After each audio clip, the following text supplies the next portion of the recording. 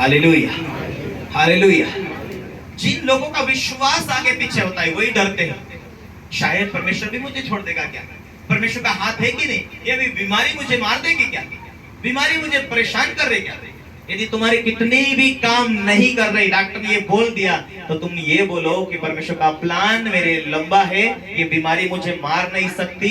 यीशु मसीह के सामर्थ्य नाम में मेरे जीवन में परमेश्वर की सामर्थ्य वास करती, जो मुझे बल देता उसमें सब कुछ कर सकता हूँ। परमेश्वर की उपस्थिति, परमेश्वर की महिमा में चलूंगा। कोई रोग, कोई बीमारी मुझे छू भी नहीं सकती है। बीमारी में तुझे श्रापित करती हूँ, करता हूँ। आप घोषणा करेंगे, डांटेंगे और चुप हो जाएंगे, वो बीमारी गायब हो जाएगी।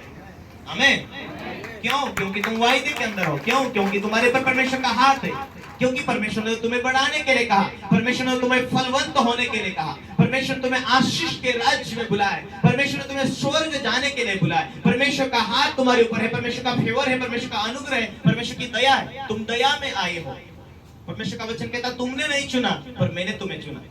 इसका मतलब है कि तुमने परमेश्वर को नहीं ढूंढा, परमेश्वर ने तुम्हें चुना। परमेश्वर ने तुम्हारे मन में भावना डाली कि तुम प्रभु के भज सके, उसकी आराधना कर सके, उसकी महिमा कर सके। यदि तुम उसकी महिमा में आए हो, भले तुम्हारी प्रार्थना कम भी हो जाए, फिर भी परमेश्वर तुम्हें उठाने के लिए तैयार है। लेकिन तुम परमेश्वर के दासों से दूर मत जाओ, परमेश्वर की भक्ति आराधना से दूर मत जाओ, सच्चे और आत्मिक चर्चा से जुड़े उससे दूर मत जाओ, ताकि तुम परमेश्वर की उपस्थिति में अधिक अधिक बढ़ सको। Hallelujah, hallelujah, hallelujah.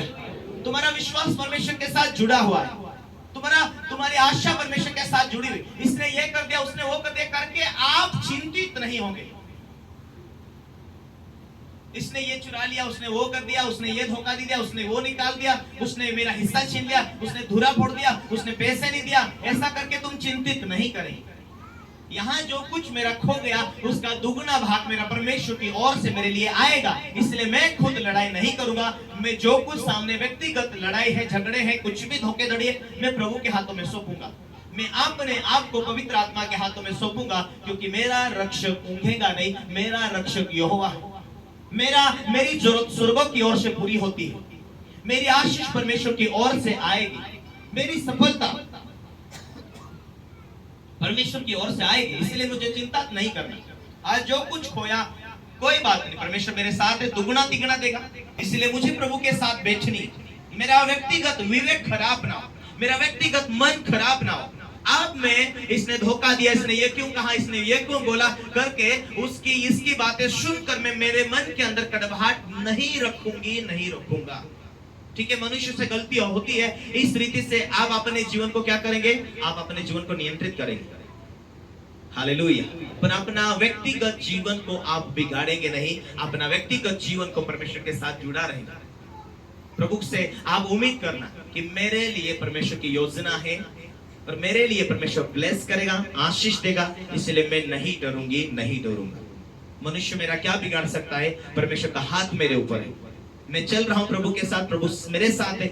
उसका एक समय आएगा, मुझे समय पर बढ़ाएगा, मुझे फलवंत करेगा।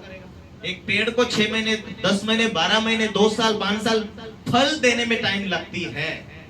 उसका भी एक समय आता है। तो तुम्हारा भी एक समय, परमेश्वर के आशीष लेने का समय तुम्हारे भी करीब करीब करीब समय आ रहा है।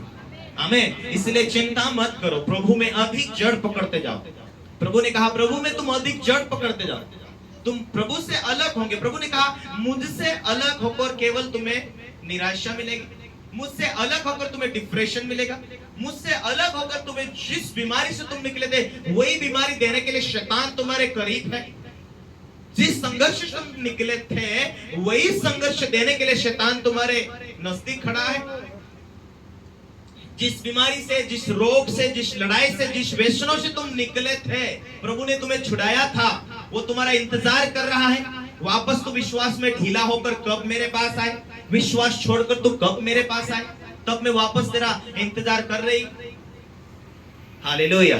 बीमारी का रूप शैतान की ताकत है। हम एक दूसरे को क्षमा करते हैं। हालेलुया। मत्ती 4 अध्याय एक बार पढ़े। प्रभु ने